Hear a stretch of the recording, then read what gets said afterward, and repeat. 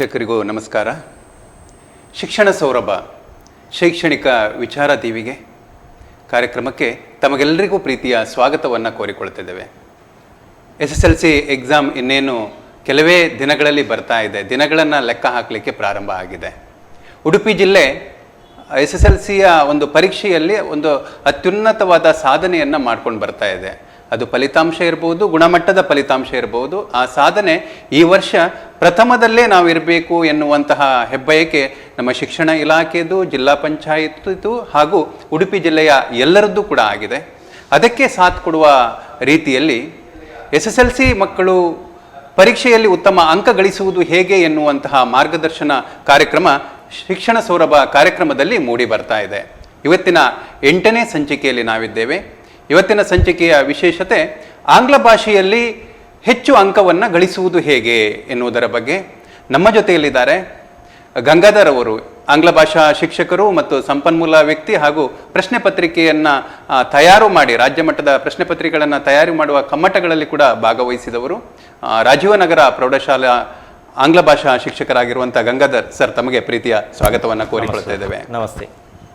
ಆಂಗ್ಲ ಭಾಷೆ ಅಂತ ಹೇಳಿದ ತಕ್ಷಣ ಮಕ್ಕಳಿಗೆ ಅದೊಂದು ಪರಕೀಯ ಭಾಷೆ ಎನ್ನುವಂಥ ಭಾವನೆ ಈಗಲೂ ಇದೆ. LKGಯಿಂದ 1ನೇ ಕ್ಲಾಸ್ನಿಂದ ಇಂಗ್ಲೀಷನ್ನು ಓದ್ತಾ ಬಂದ ಇದ್ದರೂ ಕೂಡ ಅದೊಂದು ರೀತಿಯ ಮಕ್ಕಳಿಗೆ ನಮ್ಮ ಭಾಷೆ ಅಲ್ಲ ಎನ್ನುವಂತಹ ಭಾವನೆ ಈಗಲೂ ಇದೆ. ಅದನ್ನು ಓದುವಾಗ ಮಕ್ಕಳು ಈಗ ಕನ್ನಡವನ್ನು ಓದಿದಷ್ಟು ಸುಲಲಿತವಾಗಿ ಇಂಗ್ಲೀಷನ್ನು ತೆಗೆದುಕೊಂಡು ಹೋಗಲಿಕ್ಕೆ ಸ್ವಲ್ಪ ಕೆಲವು ಮಕ್ಕಳಿಗೆ ಕಷ್ಟ ಆಗ್ತದೆ. ಆ ರೀತಿಯಲ್ಲಿ ಈಗ SSLC ಮಕ್ಕಳು 10ನೇ ತರಗತಿ, ಇನ್ನೇನು ಪರೀಕ್ಷೆ ಕೆಲವೇ ದಿನಗಳಿದೆ. ಹಾಗೆ ಓದುವಾಗ, ಇಂಗ್ಲೀಷನ್ನು ಓದುವಾಗ ಆ ಮಕ್ಕಳು ಯಾವೆಲ್ಲ ವಿಷಯಗಳನ್ನು ಗಮನದಲ್ಲಿ ಇಟ್ಕೊಳ್ಬೇಕು ಅಂತ ತಾವು ಹೇಳ್ತೀರಿ ಸರ್? ನೀವು ಹೇಳಿರುವ ಹಾಗೆ ಇಂಗ್ಲೀಷ್ ಅನ್ನೋದು ಬಹಳ ಕಷ್ಟದಲ್ಲಿರ್ತಕ್ಕಂಥ ಒಂದು ಕಷ್ಟ ಇರುವಂಥ ಒಂದು ಸಬ್ಜೆಕ್ಟು. ಅದನ್ನು ನಾವು ಕಬ್ಬಿಣದ ಕಡಲೆ ಅಂತ ಸಹ ಹೇಳ್ತೀವಿ. ಈ ಹಿಂದೆ ಏನಾಗಿತ್ತು ಅಂದರೆ ಮ್ಯಾಥ್ಸ್ ಮಾತ್ರ ಕಬ್ಬಿಣದ ಕಡಲೆ ಅಂತ ಇತ್ತು. ಈಗ ಏನಾಗಿದೆ ಅಂದರೆ ಇಂಗ್ಲೀಷು ಕಬ್ಬಿಣದ ಕಡಲೆ ಆಗಿದೆ. ಯಾಕೆಂದರೆ ಅದು ಪರಕೀಯರ ಭಾಷೆ ಎನ್ನುವಂಥ ಒಂದು ತಿಳುವಳಿಕೆ ನಮ್ಮ ವಿದ್ಯಾರ್ಥಿಗಳಲ್ಲಿ ಫ್ರಮ್ ದ ಬಿಗಿನಿಂಗ್ ಅಂದರೆ ಪ್ರೈಮರಿ ಶಾಲೆಯಿಂದಲೇ ಪ್ರಾರಂಭ ಆಗಿದೆ. ಆದರೆ ನಾನು as far as SLC second language is concerned, being the teacher of 10th standard, ನನಗೇನು ಅನ್ನಿಸ್ತದೆ ಅಂದರೆ it is very difficult to fail in SLC examination as far as English is concerned. ನಾನು ಯಾಕೆ ಹೇಳ್ತೇನೆ ಅಂತ ಹೇಳಿದರೆ, ಕಳೆದ ಹಲವಾರು ವರ್ಷಗಳಿಂದ ನಮ್ಮ ಇಂಗ್ಲೀಷ್ ದ್ವಿತೀಯ ಭಾಷೆಯನ್ನು ಬಹಳಷ್ಟು ಸುಲಭವಾಗಿರ್ತಕ್ಕಂಥ ಒಂದು ಕ್ವಶನ್ ಪೇಪರನ್ನು ತಯಾರು ಮಾಡ್ತಾ ಇದ್ದಾರೆ. ಅದರಲ್ಲೂ ವಿಶೇಷವಾಗಿ ಈ ವರ್ಷ ಬಹಳಷ್ಟು ಸುಲಭದಲ್ಲಿರ್ತಕ್ಕಂಥ ಒಂದು ಕ್ವಶನ್ ಪೇಪರ್ ಇವರು ತಯಾರು ಮಾಡ್ತಾರೆ. ಇದನ್ನು ನಾನು ಯಾಕೆ ಹೇಳ್ತೇನೆ ಅಂತ ಹೇಳಿದರೆ, ಈ ವಿಷಯಕ್ಕೆ ನಾನು I always thank our board, KSEAB board ಅಂದರೆ ನಮ್ಮ ಮಂಡಳಿ. ಅದೇ ರೀತಿಯಲ್ಲಿ ನಮ್ಮ ಇಲಾಖೆ ಸಹ ಇದರ ಜೊತೆಯಲ್ಲಿ ಸಹಕಾರವನ್ನು ಮಾಡ್ತಾ ಇದೆ. ಯಾಕೆಂದರೆ ನಮ್ಮ ಇಲಾಖೆ ಅದರ ಜೊತೆಯಲ್ಲಿ ನಮ್ಮ KSEAB ಬೋರ್ಡ್ ಅಂದರೆ ನಮ್ಮ ಮಂಡಳಿ ಅಂತ ಕರಿತೇವೆ, 3 ವಿಷಯಗಳನ್ನು ಕೊಟ್ಟಿದೆ ಸರ್. ಮೊದಲನೇದಾಗಿ ಬ್ಲೂ ಪ್ರಿಂಟ್. ಆ ಹಿಂದೆಲ್ಲ ಏನಾಗ್ತೈತೆ ಅಂತ ಹೇಳಿದರೆ, ಬ್ಲೂ ಪ್ರಿಂಟ್ ಅಂತ ಹೇಳಿದರೆ ಒಂದು ರೀತಿಯಲ್ಲಿ ಬ್ಲೂ ಪ್ರಿಂಟ್ ಅನ್ನು ಅವ್ರು ಕೊಡ್ತಾ ಇದ್ರು ಇಲಾಖೆಯವರು, ಆದರೆ ಅದನ್ನು ಅನುಸರಿಸಬೇಡಿ ಎನ್ನುವಂಥ ಮಾತನ್ನು ಹೇಳ್ತಾ ಇದ್ರು. ಬ್ಲೂ ಪ್ರಿಂಟ್ ಒಂದು ಬದಿಯಲ್ಲಿ ಇರ್ತದೆ. ಯಾವ ಪಾಠದಿಂದ ಯಾವ ಟೈಪ್ ಆಫ್ ಕ್ವಶನ್ ಸಹ ಕೇಳ್ಬೋದಿತ್ತು. ಆ ರೀತಿ ಒಂದು ಪರಿಸ್ಥಿತಿ ಆವಾಗ ಇತ್ತು. ಆದರೆ ಈ ವರ್ಷ ನಮ್ಮ ಕ್ವಾಲಿಟಿ ಅಥವಾ ಗುಣಮಟ್ಟವನ್ನು ಹೆಚ್ಚಿಸುವಂಥ ಒಂದು ಉದ್ದೇಶಕ್ಕೋಸ್ಕರ ಒಂದು ರೆಡಿಯಾಗಿರ್ತಕ್ಕಂಥ ಒಂದು ಬ್ಲೂ ಪ್ರಿಂಟನ್ನು ಕೊಟ್ಟಿದ್ದಾರೆ. ಆ ಬ್ಲೂ ಪ್ರಿಂಟಲ್ಲಿ ಏನಿದೆ ಅಂತ ಹೇಳಿದರೆ, ಪ್ರತಿಯೊಂದು ಪಾಠಕ್ಕೂ ಯಾವ ಟೈಪ್ ಆಫ್ ಕ್ವಶನ್ ನಿಗದಿಯಾಗಿದೆ ಖಂಡಿತವಾಗಿ ಅದನ್ನೇ ಅವರು ಕೇಳ್ತಾರೆ. For example, let me quote one example. ಆ ಹೀರೋ ಪಾಠ ಇದೆ. ಆ ಹೀರೋ ಪಾಠಕ್ಕೆ ನೀವು ಬ್ಲೂ ಪ್ರಿಂಟ್ ಅನ್ನು ನೋಡ್ಲಿಕ್ಕೆ ಹೋದ್ರೆ 3 ಅಂಕದ ಒಂದು ಪ್ರಶ್ನೆ ಇದೆ. ಸರಿ, 3 ಅಂಕದ ಪ್ರಶ್ನೆ ಅಂತ ಹೇಳಿದ್ರೆ ಖಂಡಿತವಾಗಿ ಇಲಾಖೆ ಏನು ಹೇಳಿದೆ ಅಂತ ಹೇಳಿದ್ರೆ 3 ಅಂಕದ ಪ್ರಶ್ನೆಗಳನ್ನೇ ಕೇಳ್ತಾರೆ. ಕ್ವಶನ್ ಅಂಡ್ ಆನ್ಸರ್ ಅನ್ನು ಖಂಡಿತವಾಗಿ ಕೇಳ್ತಾರೆ. ನಾವು ಮತ್ತೊಂದು ಪದ್ಯಕ್ಕೆ ಹೋಗುವುದಾದರೆ, ಗ್ರ್ಯಾಂಡ್ ಮಾ ಕ್ಲೈಮ್ಸ್ ಅ ಟ್ರೀ ಎನ್ನುವಂಥ ಒಂದು ಪದ್ಯ ಇದೆ. ಅದಕ್ಕೆ ಬ್ಲೂ ಪ್ರಿಂಟ್ ಪ್ರಕಾರವಾಗಿ 4 ಅಂಕ ನಿಗದಿ ಮಾಡಿದ್ದಾರೆ. 4 ಅಂಕ ಅಂತ ಹೇಳಿದರೆ ಅದು 4 ಅಂಕದ ಸಮರಿ ಕ್ವಶನ್. ಖಂಡಿತವಾಗಿ ಸಮರಿಯನ್ನು ಖಂಡಿತವಾಗಿ ಅವ್ರಿಗೆ ಕೇಳ್ತಾರೆ. ಅಂದರೆ as a hole by and large ಏನಂತ ಅನಿಸ್ತದೆ ಅಂದರೆ, ಅಲ್ಲಿ ಕೊಟ್ಟಿರ್ತಕ್ಕಂಥ ಲೆಸನ್ ಮತ್ತು ಪಾಠಕ್ಕೆ ಯಾವ ಟೈಪ್ ಆಫ್ ಕ್ವಶನ್ ಅನ್ನು ಅವರು ನಿಗದಿ ಮಾಡಿದ್ದಾರೆ ಅದನ್ನು ಖಂಡಿತವಾಗಿ ಅವರು ಕೇಳ್ತಾರೆ. ನಿಮ್ಮೆಲ್ಲ ಶಿಕ್ಷಕರು, ನಮ್ಮೆಲ್ಲ ವಿದ್ಯಾರ್ಥಿಗಳ ಶಿಕ್ಷಕರು ಖಂಡಿತವಾಗಿ ಇದನ್ನು ಹೇಳಿರ್ತಾರೆ. ಖಂಡಿತವಾಗಿ ಅದಕ್ಕೆ ಅವರು ತಯಾರು ಮಾಡಿಕೊಂಡ್ರೆ ಸಾಕು. ಫಾರ್ ಎಕ್ಸಾಂಪಲ್, ನಾನು ಈಗಾಗಲೇ ಹೇಳಿರೋ ಹಾಗೆ 2ನೇ ಲೆಸನ್ ನಾವು ಉದಾಹರಣೆ ತೆಗೆದುಕೊಳ್ಳುವುದಾದರೆ, there is a girl by the tracks. ಅದಕ್ಕೆ 3 ಅಂಕದ ಒಂದು ಪ್ರಶ್ನೆ ನಿಗದಿಯಾಗಿದೆ. ಅಂದರೆ 3 ಅಂಕದ ಪ್ರಶ್ನೆ ಅಂತ ಹೇಳಿದರೆ ಎಕ್ಸ್ಟ್ರಾಕ್ಟ್, ನಾವು ಕನ್ನಡದಲ್ಲಿ ಸಂದರ್ಭ ಅಂತ ಕರಿತೇವೆ. ಆ ಸಂದರ್ಭ ಕ್ವಶನ್ ಗ್ಯಾರಂಟಿ ಕೇಳ್ತಾರೆ. ಅವ್ರು ಏನು ಮಾಡ್ಬೇಕಂತ ಹೇಳಿದ್ರೆ ವಿದ್ಯಾರ್ಥಿಗಳು, ಅಲ್ಲಿ LB ಅನ್ನೋ ಒಂದು ಕೊಟ್ಟಿದ್ದಾರೆ, ಒಂದು ವಿಸ್ತಾರವಾಗಿರ್ತಕ್ಕಂಥ ಒಂದು ಪ್ರಶ್ನಾ ಕೋಟಿಯನ್ನು ಕೊಟ್ಟಿದ್ದಾರೆ. ಆ LB ಅಲ್ಲಿ ಆ ಪಾಠಕ್ಕೆ ಸಂಬಂಧಪಟ್ಟಂತ ಆ ಎಕ್ಸ್ಟ್ರಾಕ್ಟ್ ಕ್ವಶನ್ಸ್ ಅನ್ನು ಮಾತ್ರ ಓದಿದ್ರೆ ಸಾಕು. ಬೇರೆ 2 ಮಾರ್ಕ್ಸ್ ಕ್ವಶನ್ ಅನ್ನು ಅವ್ರು ಓದೋ ಹಾಗಿಲ್ಲ, ಅಥವಾ 4 ಅಂಕದ ಪ್ರಶ್ನೆಗಳನ್ನ ಅವ್ರು ಓದೋ ಹಾಗಿಲ್ಲ, ಬೇರೆ ಯಾವ ಪ್ರಶ್ನೆಯನ್ನು ಸಹ ಅವರು ಓದೋ ಹಾಗಿಲ್ಲ. ಅಲ್ಲಿ ಕೊಟ್ಟಿರ್ತಕ್ಕಂಥ ಎಕ್ಸ್ಟ್ರಾಕ್ಟ್ ಕ್ವಶನ್ಸ್ ಮಾತ್ರ ಓದಿದ್ರೆ ಸಾಕು. ಇದರಿಂದಾಗಿ ಏನಾಗಿದೆ ಅಂತ ಹೇಳಿದ್ರೆ ನಮ್ಮ ಮಕ್ಕಳಿಗೆ ಬಹಳಷ್ಟು ಇದು ಸುಲಭ ಆಗ್ತದೆ.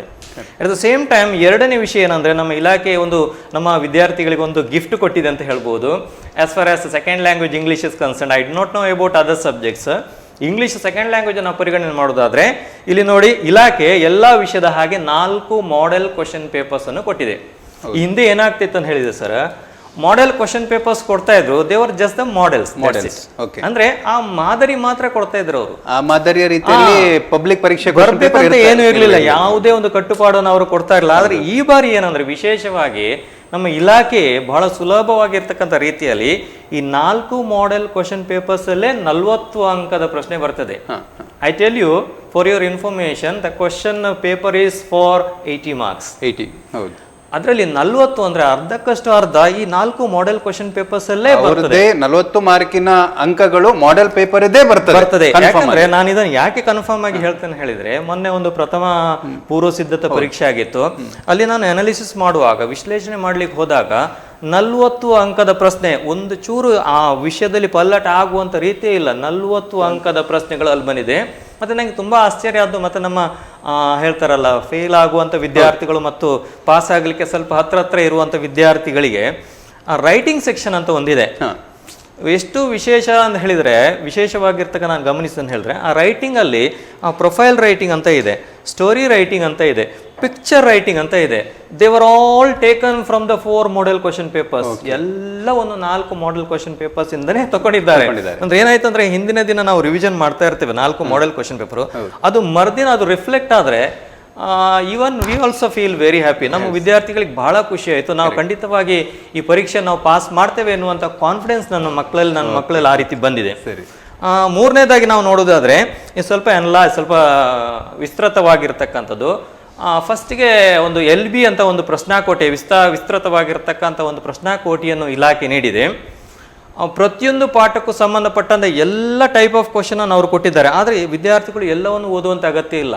ಯಾವ ಟೈಪ್ ಆಫ್ ಕ್ವಶನ್ ಅನ್ನು ಯಾವ ಪಾಠ ಮತ್ತು ಪದ್ಯಕ್ಕೆ ಅವರು ನೀಡಿದ್ದಾರೆ ನೋಡಿ, ಅದನ್ನು ಮಾತ್ರ ಓದಿದ್ರೆ ಬ್ಲೂ ಪ್ರಿಂಟ್ ಹಿಡ್ಕೊಂಡು LB ಯನ್ನು ಪ್ರಿಪೇರ್ ಮಾಡಿದ್ರೆ ಪ್ರಕಾರವಾಗಿ ಅಲ್ಲಿ ಬರ್ತದೆ. ಅಲ್ಲಿ ಎಲ್ಲಾ ಕ್ವಶನ್ಸ್ ಗಳಿದ್ದಾವೆ, including even grammar as well. ಅದು ಸಹ ಬಹಳಷ್ಟು ಯೂಸ್ಫುಲ್ ಆಗ್ತದೆ. ನಾನು I always say my students, LB is useful for A grade students and model question papers are useful for B students. B student ಅಂದ್ರೆ ಪಾಸ್ ಆಗ್ಲಿಕ್ಕೆ ಸ್ವಲ್ಪ ಹತ್ರ ಇರುವಂತ ವಿದ್ಯಾರ್ಥಿಗಳಿಗೆ ಖಂಡಿತವಾಗಿ ಅದು ಯೂಸ್ ಆಗ್ತದೆ. and it will definitely reflect our result this year ಅಂತ ಹೇಳ್ತೇನೆ ಸರ್. ಬಹಳ ಒಳ್ಳೆಯ ವಿಷಯವನ್ನು ಹೇಳಿದ್ರಿ. ಕಷ್ಟ ಇದೆ, ಇಷ್ಟಪಟ್ಟು ಓದಿದ್ರೆ ಬಹಳ ಸುಲಭದಲ್ಲಿ ಅವನು ಪಾಸ್ ಆಗ್ಬಹುದು ಅನ್ನುವಂಥ ಒಂದು ವಿಷಯವನ್ನು ಹೇಳಿದ್ರಿ. ಈಗ ನೀವು ಆಗ್ಲೇ ಹೇಳಿದಂತೆ ಪೂರ್ವ ಸಿದ್ಧತಾ ಪರೀಕ್ಷೆ 1 ಮುಗಿದಿದೆ ಸರ್. ಈ ಪ್ರಶ್ನೆ ಪತ್ರಿಕೆಯನ್ನ ನೋಡಿದ್ರೆ ನೀವು ಬಹಳಷ್ಟು ವಿಷಯವನ್ನು ಹೇಳಿದ್ರಿ. ಈಗ ಏನು ಒಂದು ಬಾರ್ಡ್ರಲ್ಲಿ ಇದ್ದಾನೆ, ಈಗ ಪಾಸ್ ಆಗ್ಲಿಕ್ಕೆ ಹಾಗೋ ಹೀಗೋ ಅನ್ನುವಂಥ ಹಂತದಲ್ಲಿರುವಂಥ ಮಕ್ಕಳು ಯಾರಿದ್ದಾರೆ, ಅವರಿಗೆ ಯಾವ ರೀತಿಯಲ್ಲಿ ಉಪಯೋಗ ಆಗ್ತದೆ, ಅವರು ಯಾವ ರೀತಿಯಲ್ಲಿ ಪ್ರಿಪೇರ್ ಆಗಬೇಕು ಅನ್ನೋದನ್ನ ಹೇಳ್ತೀರಿ ನೀವು? ಈಗ ಬಾರ್ಡರ್ ಇರುವ ಮಕ್ಕಳನ್ನ ಗಮನ ಇಟ್ಕೊಂಡ್ರೆ, ಬಾರ್ಡರ್ ಅಂತ ಹೇಳಿದ್ರೆ ಪಾಸ್ ಆಗ್ಲಿಕ್ಕೆ ಸ್ವಲ್ಪ ಕಷ್ಟಪಡುವಂತ ವಿದ್ಯಾರ್ಥಿಗಳನ್ನು ಗಮನದಲ್ಲಿ ಇಡುವುದಾದ್ರೆ, ಹಿಂದೆಲ್ಲ ನಾವ್ ಏನ್ ಮಾಡ್ತಿದ್ದೇವೆ ಅಂದ್ರೆ ಪಾಸಿಂಗ್ ಪ್ಯಾಕೇಜ್ ಅನ್ನು ಕೊಡ್ತಾ ಇದ್ದೇವೆ. ಈ ಸಲ ಇಲಾಖೆ ಅಥವಾ ನಮ್ಮ ಮಂಡಳಿಯವರು ನಿಗದಿಪಡಿಸಿದ ಹಾಗೆ 4 ಮಾಡೆಲ್ ಕ್ವಶನ್ ಪೇಪರ್ಸ್ಗಳು ಅವ್ರ ಮುಂದಿದೆ. ಆಲ್ರೆಡಿ ಅದನ್ನು ಜೆರಾಕ್ಸ್ ಮಾಡಿ ಆಯ್ತು, ಅದರ ಆನ್ಸರ್ ಕೀಯನ್ನು ನಾವು ಕೊಟ್ಟಾಯ್ತು. ನಾವು ಅದ್ರ ಮೇಲೆ ಪ್ರಾಕ್ಟೀಸ್ ಅನ್ನು ಸಹ ವಿದ್ಯಾರ್ಥಿಗಳಿಂದ ಮಾಡಿಸ್ತಾ ಇದ್ದೇವೆ. ಮೊದಲನೇದಾಗಿ ನಾ ಹೇಳುವಂಥದ್ದು, ಆ 4 ಮಾಡೆಲ್ ಕ್ವಶನ್ ಪೇಪರ್ಸ್ ಅನ್ನು ಖಂಡಿತವಾಗಿ ನೀವು ಕಲಿಬೇಕು. ಅಲ್ಲಿರುವಂತಹ ಪ್ರಶ್ನೆಗಳಲ್ಲಿ 40 ಅಂಕದ ಪ್ರಶ್ನೆಗಳು ಖಂಡಿತವಾಗಿ ಅದು ಬರ್ತದೆ. ಅದೇ ರೀತಿಯಲ್ಲಿ ಈಗ ಮೊನ್ನೆ ನಮ್ದು ಮೊದಲ ಪೂರ್ವ ಸಿದ್ಧತಾ ಪರೀಕ್ಷೆ ಮುಗಿದಿದೆ. ಇನ್ನು ನೆಕ್ಸ್ಟ್ ವೀಕ್ ಇಂದ ನಮ್ಗೆ 2ನೇ ಪೂರ್ವ ಸಿದ್ಧತಾ ಪರೀಕ್ಷೆ ನಡೀತದೆ. ಮತ್ತೆ ಫೆಬ್ರವರಿ ಮಂತಲ್ಲಿ ತಿಂಗಳಲ್ಲಿ ನಮಗೆ 3ನೇ ಪೂರ್ವ ಸಿದ್ಧತಾ ಪರೀಕ್ಷೆ ನಡೀತದೆ. ಆ 4 model question paper along with these 3 preparatory examination papers ಅದನ್ನು ಒಟ್ಟಿಗೆ ಸೇರಿಸ್ಕೊಂಡ್ರೆ I guess one student can score more than 60%. 4 model question paper 40 ಅಂಕ ಬರುವಂತ ಖಂಡಿತವಾಗಿ ಬರ್ತದಂತ ನನಗೆ ಇಲಾಖೆಯಿಂದ ನಮಗೆ ನಿರ್ದೇಶನ ಸಿಕ್ಕಿದೆ.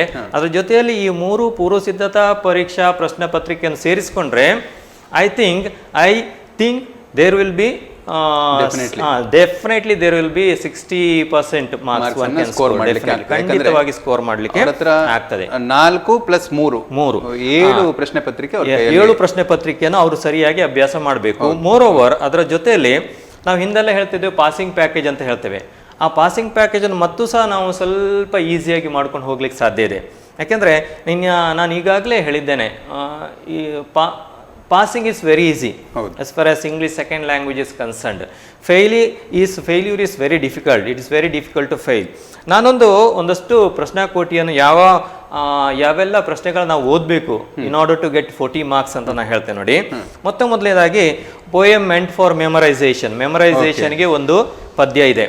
ಅಲ್ಲಿ ನಿಗದಿಪಡಿಸಿದ ನಮ್ಮ ಸಿಲೆಬಸ್ನ ಪ್ರಕಾರವಾಗಿ ನಿಗದಿಪಡಿಸಿದ್ದೇನೆಂದ್ರೆ ಕ್ವಾಲಿಟಿ ಆಫ್ ಮರ್ಸಿ ಒಂದು ಪದ್ಯ ಇದೆ, ಮತ್ತೊಂದು ದ ಬ್ಲೈಂಡ್ ಬಾಯ್ ಅಂತ ಇದೆ. ಈ 2 ಪದ್ಯದಲ್ಲಿ he can select only one and he can leave the second one completely. ಒಂದು ಪದ್ಯವನ್ನು ನಾವು ಆಯ್ಕೆ ಮಾಡ್ಕೊಳ್ಬೇಕು, ಮತ್ತೊಂದು ಪದ್ಯವನ್ನು ಯಾವ ಕ್ವಶನ್ ನಾವು ಓದುವ ಅಗತ್ಯ ಇಲ್ಲ. ಅಲ್ಲಿ 2 ಮಾರ್ಕಿನ ಕ್ವಶನ್ ಅನ್ನು ಓದುವ ಅಗತ್ಯ ಇಲ್ಲ, 3 ಅಂಕದ ಪ್ರಶ್ನೆಗಳಿಗೆ ಓದುವ ಅಗತ್ಯ ಇಲ್ಲ, 4 ಅಂಕದ ಪ್ರಶ್ನೆಗಳು ಓದುವ ಅಗತ್ಯ ಇಲ್ಲ, ಸಮರಿಗೂ ಸಹ ಓದುವ ಅಗತ್ಯ ಇಲ್ಲ. ಅದ್ರ ಏನ್ ಮಾಡ್ಬೇಕಂದ್ರೆ ಕ್ವಾಲಿಟಿ ಆಫ್ ಮರ್ಸಿ ಅಥವಾ ದ ಬ್ಲೈಂಡ್ ಬಾಯ್ ಅದನ್ನು ಕಂಪ್ಲೀಟ್ ಆಗಿ ಅವ್ರು ಏನ್ ಮಾಡ್ಬೇಕು, ಕಲಿಬೇಕು. ಅಲ್ಲಿ 4 ಅಂಕ ಸಿಗುವಂತದ್ದಿದೆ. ಒಂದು ಪದ್ಯ ಅವ್ರಿಗೆ ಯಾವ್ದು ಈಸಿ ಇದೆಯೋ ಅದನ್ನ ಸಾಕು. ಮತ್ತೊಂದನ್ನು ಕಂಪ್ಲೀಟ್ ಆಗಿ ಅವರು ಸಿಲೆಬಸ್ ಇಂದ ಹೊರಗಡೆ ಯಾವ ಕ್ವಶನ್ಸ್ ಅವರು ಕಲಿಯುವ ಅಗತ್ಯ ಇಲ್ಲ. ಮತ್ತೊಂದು ಪದ್ಯವನ್ನು ಅವರು ಓದೋದೇ ಬೇಡ. ಯಾವ ಟೈಪ್ ಆಫ್ ಕ್ವಶನ್ಸ್ಗೂ ಅವ್ರು ಓದೋದು ಬೇಡ, ತಯಾರಾಗೋದು ಬೇಡ, ಅದನ್ನು ಕಂಪ್ಲೀಟ್ ಆಗಿ ಅವ್ರು ಬಿಟ್ಬಿಡ್ಬೋದು. ಅದು 4 ಅಂಕ ಆದ್ರೆ. ಎರಡನೇದಾಗಿ ನಾನು ಹೇಳುವಂಥದ್ದು summary. Actually summary is meant for 3 poems. 3 ಪದ್ಯಗಳಲ್ಲಿ ನಮ್ಗೆ ಸಮರಿ ಕೇಳ್ತಾರೆ ಅನ್ನುವಂಥದ್ದಿದೆ. ಒಂದು ಗ್ರ್ಯಾಂಡ್ಮಾ ಕ್ಲೈಮ್ಸಟ್ರಿ, ಬ್ಯಾಲಡ್ ಆಫ್ ದ ಟೆಂಪೆಸ್ಟ್, ಮತ್ತೊಂದು ಸಾಂಗ್ ಆಫ್ ಇಂಡಿಯಾ. ಇದರಲ್ಲಿ ಸಹ ನೋಡಿ, ಯಾವ್ದಾದ್ರೂ ಒಂದರ ಸಮರಿಯನ್ನು ಕಲ್ತ್ರೆ ಸಾಕು ಮಗು. ಆ 3 ಪದ್ಯದಲ್ಲಿ ಒಂದರ ಸಮರಿಯನ್ನು ಕಲ್ತ್ರೆ ಸಾಕು. Here also he can leave other 2 poems completely. ಉಳಿದಂತ 2 ಪದ್ಯಗಳನ್ನು ಕಂಪ್ಲೀಟ್ ಆಗಿ ಅವರು ಬಿಡಬಹುದು. ಆದ್ರೆ ಕಲಿಯುವಂತ ಸಮರಿಯನ್ನು ಪಕ್ಕಾ ಕಂಪ್ಲೀಟ್ ಆಗಿ ಆ ಮಗು ಕಲಿಬೇಕು. ಇಲ್ಲಿ ನಮ್ಗೆ 4 ಮಾರ್ಕ್ ಸಿಗ್ತದೆ. ಅಂದ್ರೆ ಪೋಯಮ್ ಮೆಂಟ್ ಫಾರ್ ಮೆಮರೈಸೇಷನ್ ಅಲ್ಲಿ 4 ಮಾರ್ಕ್ ಆದ್ರೆ ಸಮರಿಯಲ್ಲಿ ಇಲ್ಲಿ 4 ಮಾರ್ಕ್ ಆಯ್ತು, 8 ಅಂಕಗಳಾಯ್ತು. ನಂತರ I will come to writing section. ನಾನು ಈಗಾಗಲೇ ಹೇಳಿರುವ ಹಾಗೆ ಬಹಳ ಈಸಿ ಆಗಿರ್ತಕ್ಕಂಥ ವಿಷಯ ಏನಂದ್ರೆ ಈ ಎಜ್ಜಿನಲ್ಲಿರುವಂತರು ಅಂದ್ರೆ ಕೊನೆಯ ಹಂತದಲ್ಲಿರ್ತಕ್ಕಂಥ ವಿದ್ಯಾರ್ಥಿಗಳಿಗೆ ಬಹಳ ಸುಲಭದಲ್ಲಿರ್ತಕ್ಕಂಥ ಪ್ರಶ್ನೆಗಳಂದ್ರೆ ರೈಟಿಂಗ್ ಸೆಕ್ಷನ್. ಅಂದ್ರೆ ರೈಟಿಂಗ್ ಸೆಕ್ಷನ್ ಅಲ್ಲಿ 18 ಮಾರ್ಕ್ಸ್ಗಳಿದಾವೆ, 18 ಅಂಕಗಳಿದಾವೆ. ಅದರಲ್ಲಿ ಮೊದಲನೇದಾಗಿ ಪ್ರೊಫೈಲ್ ರೈಟಿಂಗ್ ಅಂತ ಇದೆ. 3 marks is allotted to it. ಅದಕ್ಕೆ 3 ಅಂಕ ಇದೆ. ಅಲ್ಲಿ ಎಷ್ಟಾಯ್ತು? 8 + 3 11 ಆಯ್ತು. ಮತ್ತೊಂದು ರೈಟಿಂಗ್ ಸೆಕ್ಷನ್ ಅಲ್ಲಿ ಬರುವಂತದ್ದು story development. It is also very very very very easy. ಅದು ಸಹ 3 ಅಂಕದ ಪ್ರಶ್ನೆ ಬರ್ತದೆ. ಮತ್ತೊಂದು ರೈಟಿಂಗ್ ಅಲ್ಲಿ ಬರುವಂತದ್ದು ಪಿಕ್ಚರ್ ರೈಟಿಂಗ್ ಅಂದ್ರೆ ಪಿಕ್ಚರ್ ರೀಡಿಂಗ್. ಅದಕ್ಕೂ ಸಹ 3 ಅಂಕದ ಪ್ರಶ್ನೆ. ಅದನ್ನು ಸಹ ಆರಾಮಲ್ಲಿ ಅವನು ಬರಿಬಹುದು. ಮತ್ತೊಂದು ವೆರಿ ಇಂಪಾರ್ಟೆಂಟ್ ಅಂತ ಹೇಳಿದ್ರೆ ಪ್ಯಾಸೇಜ್, ಅನ್ಸೀನ್ ಪ್ಯಾಸೇಜ್ ಕೊಡ್ತಾರೆ, ಒಂದು ಪ್ಯಾರಾಗ್ರಾಫ್ ಅನ್ನು ಕೊಡ್ತಾರೆ. ಅದರ ಆಧಾರದಲ್ಲಿ 2 ಅಂಕದ 2 ಪ್ರಶ್ನೆಗಳಿದಾವೆ. ಅಲ್ಲಿ ಏನು ಮಾಡ್ಕೊಳ್ಳುವ ಅಗತ್ಯ ಇಲ್ಲ. ಆ ಮಗು ಅಲ್ಲಿ ಅದನ್ನು ಹುಡ್ಕೊಂಡು ಅಲ್ಲಿ ಆನ್ಸರ್ ಬರ್ದ್ರೆ ಆಯ್ತು, ಆರಾಮಲ್ಲಿ 4 ಮಾರ್ಕ್ಸ್. ಒಂದು ರೀತಿ ಓಪನ್ ಬುಕ್ ಎಕ್ಸಾಮ್ ತರನೇ ಈ writing section it self is an open book exam. ನಂತರ ಪ್ಯಾಸೇಜ್ 4 ಮಾರ್ಕ್ ಆದ್ರೆ ಎಸ್ಸೆ ಇದೆ. ಎಸ್ಸೆಯಲ್ಲಿ ಅಂದ್ರೆ ಕಳೆದೆಲ್ಲ ಹಿಂದಿನ ಪೇಪರ್ಗಳು ನಾವು ನೋಡೋದಾದ್ರೆ ಅಲ್ಲಿ ಪೊಲ್ಯೂಷನ್ ಅನ್ನೋದು mandatory. Air pollution, water pollution, one among these 2 will be asked. ಈ ನಮ್ಮ ಕೊನೆಯ ಹಂತದಲ್ಲಿರ್ತಕ್ಕಂಥ ವಿದ್ಯಾರ್ಥಿಗಳು ಈ 3 ಪೊಲ್ಯೂಷನ್ ಇದ್ದಾವಲ್ಲ, air pollution, water pollution, sound pollution, 3 ಸೇರಿಸಿಕೊಂಡು ಒಂದು 10 ವಾಕ್ಯದ ಒಂದು ಎಸ್ಸೆಯನ್ನು ರೆಡಿ ಮಾಡಿದ್ರೆ ಅಲ್ಲಿ 3, 3.5, 4 ಮಾರ್ಕ್ಸ್ ಸಿಗುವಂತ ಚಾನ್ಸಸ್ ಇದೆ. ಅಲ್ಲಿ ನಾವು ಹೈಲೈಟ್ ಮಾಡಬಹುದು. 4 ಅಂಕದ ಪ್ರಶ್ನೆ ಆಯ್ತು. ಮತ್ತೊಂದು very very important, very easy ಆಗಿರ್ತಕ್ಕಂಥ ಲೆಟರ್ ರೈಟಿಂಗ್. ಇದಕ್ಕೆ ಅವರು 5 ಮಾರ್ಕ್ ಕೊಟ್ಬಿಟ್ಟಿದ್ದಾರೆ. 5 ಮಾರ್ಕ್ ಕೊಟ್ಬಿಟ್ಟಿದ್ದಾರೆ. ಅಲ್ಲಿ ಸ್ಟೆಪ್ಸ್ ಅನ್ನು ಮತ್ತು ಆ ಸಬ್ಜೆಕ್ಟ್ ಅನ್ನು ಸರಿಯಾಗಿ ಬರೆದ್ರೆ 5ಕ್ಕೆ 5, ಏನೇ ಇಲ್ದಿದ್ರು ಸಹ 4, 4.5 ಅಂತ ಖಂಡಿತವಾಗಿ ಆ ಮಗುಗೆ ಸಿಗ್ತದೆ. ಅಂದ್ರೆ ಸ್ಟೆಪ್ಸ್ ಅನ್ನ ಸರಿಯಾಗಿ ಬರಿಬೇಕು. ಮತ್ತೆ ಆ ವಿಷಯದಲ್ಲಿ ಎನಿ ಆಫ್ ದ ಡೇಸ್ ಯಾವ್ದಾರ ಒಂದು ದಿನಾಚರಣೆನ ಆಚರಣೆ ಮಾಡ್ಲಿಕ್ಕೆ ಹೇಳ್ತಾರೆ ಅಷ್ಟೇ. ಅದನ್ನು ಈಸಿಯಾಗಿ ಬರೆಯುವಂತ ವಿಧಾನ ನಾನು ಮುಂದಿನ ಇದರಲ್ಲಿ ಹೇಳ್ತೇನೆ. ತುಂಬಾ ಸುಲಭದಲ್ಲಿ ಬರೀಬಹುದು. 4, 4.5 to some extent every student can get 5 out of 5 definitely. ಅಲ್ಲಿ ಲೆಟರ್ ರೈಟಿಂಗ್ 5 ಮಾರ್ಕ್ ಆಯ್ತು. Then coming to grammar section, infinitive 1 mark, very very very dead easy. ಅದು 1 ಮಾರ್ಕ್ ಆರಾಮಲ್ಲಿ ಸಿಕ್ಬಿಡ್ತದೆ. ನೆಕ್ಸ್ಟು ಲ್ಯಾಂಗ್ವೇಜ್ ಫಂಕ್ಷನ್, ರಿಕ್ವೆಸ್ಟ್ ಇರ್ಬೋದು, ಡೈರೆಕ್ಷನ್ ಇರ್ಬೋದು, seeking information ಇರ್ಬೋದು, advice ಇರ್ಬೋದು, suggestion ಇರ್ಬೋದು, ಅದು ಸಹ ವೆರಿ ಈಸಿ. ಮತ್ತೊಂದು ಈಫ್ ಕ್ಲಾಸ್ ಅಂತ ಹೇಳಿದ ಕೂಡಲೇ ನಮ್ಮ ಮಕ್ಕಳಿಗೆ ಬಹಳ ಖುಷಿ ಆಗ್ತದೆ. ಹೌದು, ಅಲ್ಲಿ ನೇರವಾಗಿ ಅವ್ರು ಏನು ಹೇಳ್ತಾರೆ, ವುಡ್ ಹ್ಯಾವ್ ಖಂಡಿತವಾಗಿ ಅವರು ಬರ್ತಾರೆ. And most probably would have ಇರುವಂತದ್ದನ್ನೇ ಅವರು ಕೊಡ್ತಾರೆ, ಯಾಕಂದ್ರೆ ಈ ಬಾರಿಯ ಪ್ರಶ್ನೆ ಪತ್ರಿಕೆ ಆ ರೀತಿ ಈಸಿ ಮಾಡಿದ್ದಾರೆ. ಸೊ ಅದನ್ನು ಸಹ ನಾವಲ್ಲಿ ನಿರೀಕ್ಷೆ ಮಾಡಬಹುದು. ಮತ್ತೊಂದು ಫ್ರೇಮಿಂಗ್ ಸೆಂಟೆನ್ಸ್ ಅಂದ್ರೆ ವಾಕ್ಯದ ರಚನೆಯನ್ನು ಮಾಡುವ. ಕಾಲ್ ಇದೆ ಸರ್. ಓಕೆ, ಒಂದು ಹಲೋ ನಮಸ್ತೆ. ಹಲೋ ನಮಸ್ತೆ. ನಮಸ್ತೆ, ನಿಮ್ಮ ಹೆಸರು? ಪ್ರೇರಣಾ. ಪ್ರೇರಣಾ ಮಾತಾಡಿ. ನಮ್ಮ ಇಂಗ್ಲಿಷ್ ಶಿಕ್ಷಕರಿದ್ದಾರೆ, ನಿಮ್ಮ ಸಮಸ್ಯೆಯನ್ನು ಹೇಳ್ಕೊಳ್ಬಹುದು. ಗಂಗಾಧರ್ ಸರ್ ಇದ್ದಾರೆ ನೋಡಿ. ಹೇಳಿ. ಇದು LB ಮಾತ್ರ ರೆಫರ್ ಮಾಡಿದ್ರೆ ಸಾಕು. ಸ್ವಲ್ಪ ಗಟ್ಟಿ ಮಾತಾಡಬೇಕು. LB ಮಾತ್ರ ಸಾಕಾಗ್ತದೆ. LBA ಓದಿದ್ರೆ ಸಾಕಾಗ್ತದ ಅಂತ ಅವರ ಪ್ರಶ್ನೆ. ಖಂಡಿತ LBAನೇ ಅವರು ಹೈಲೈಟ್ ಮಾಡೋದು.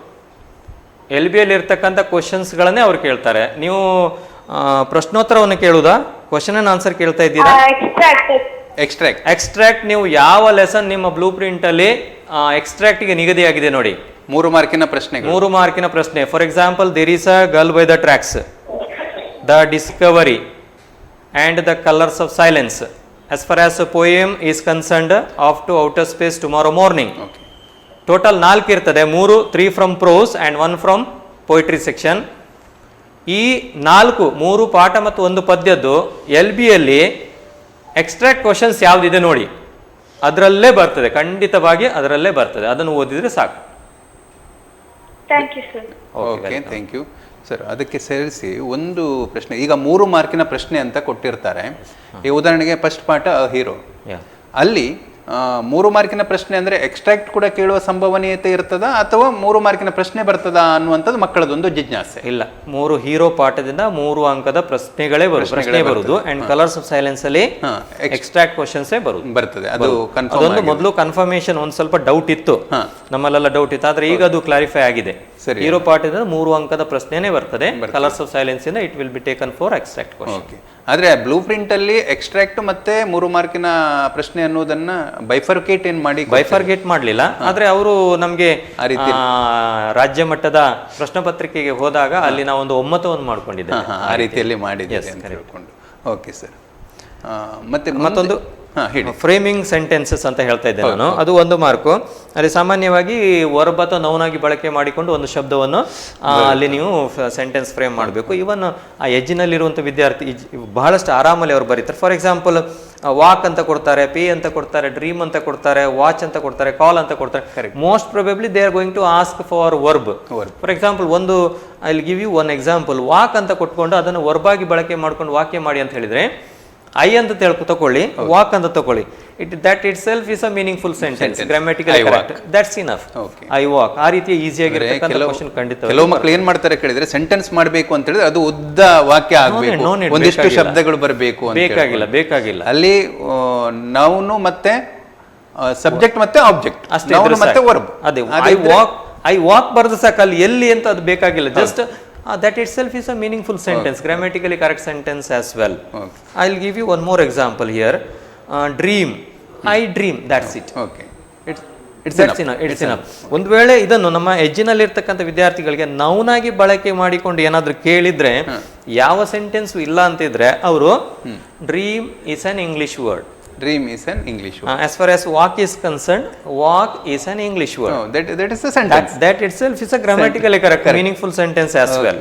So ಆ ರೀತಿಯವರು ನಮ್ಮ ಎಜ್ಜಿನಲ್ಲಿ ಇರ್ತಕ್ಕಂಥ ವಿದ್ಯಾರ್ಥಿಗಳಿಗೆ ಹೇಳುವಂಥದ್ದು.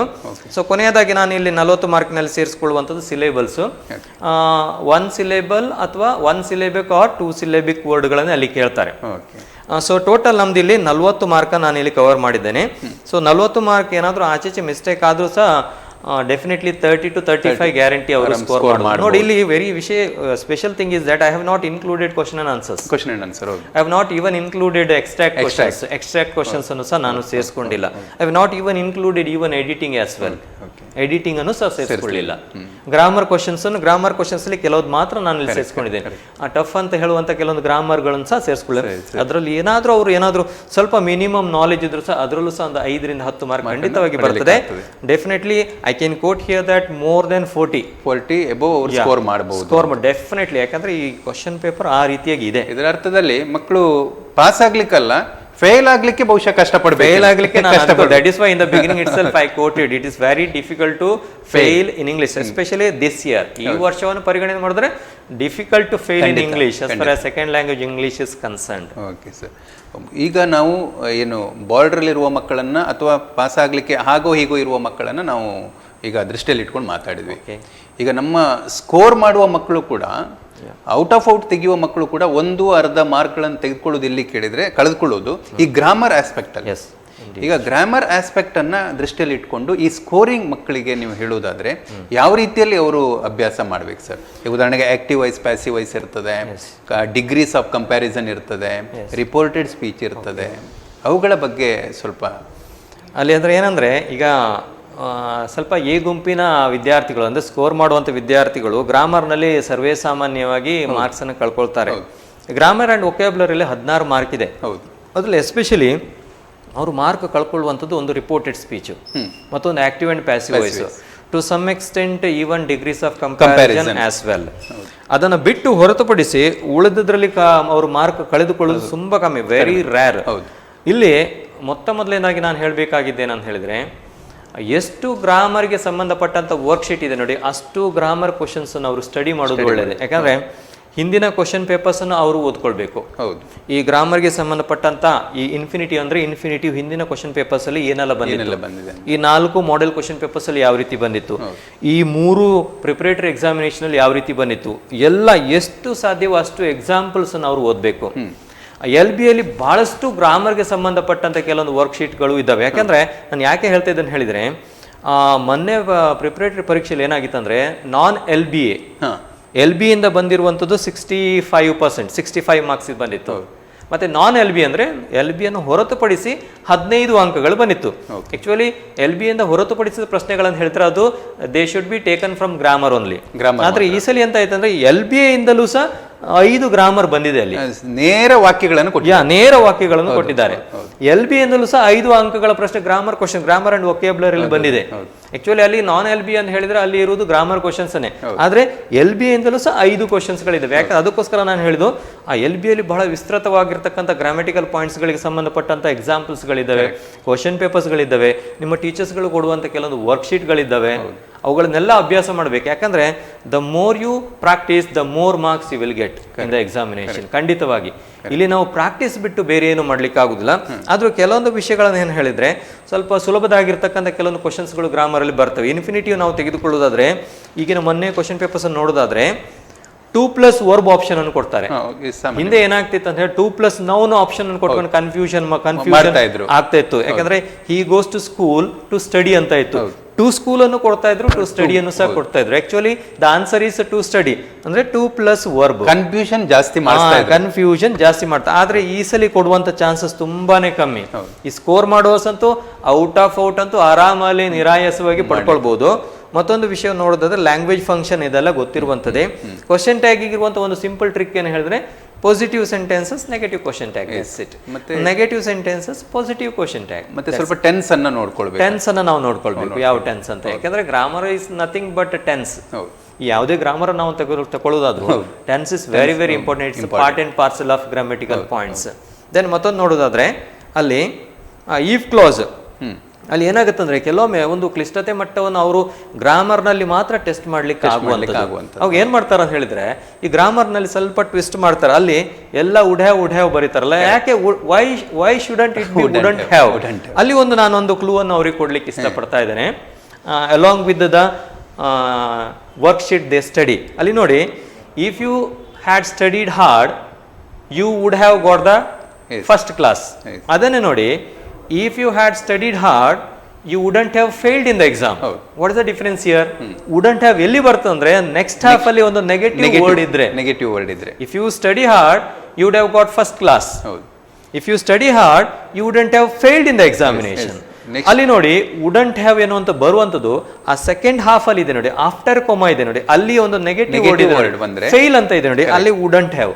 ಅಂದ್ರೆ it is not apply to all the ಎಲ್ಲದಕ್ಕೂ ಅಪ್ಲೈ ಮಾಡ್ಲಿಕ್ಕೆ ಜನರಲ್ ಆಗಿ ನಾವು ಹೇಳ್ಬೋದು. I would like to share one more example here.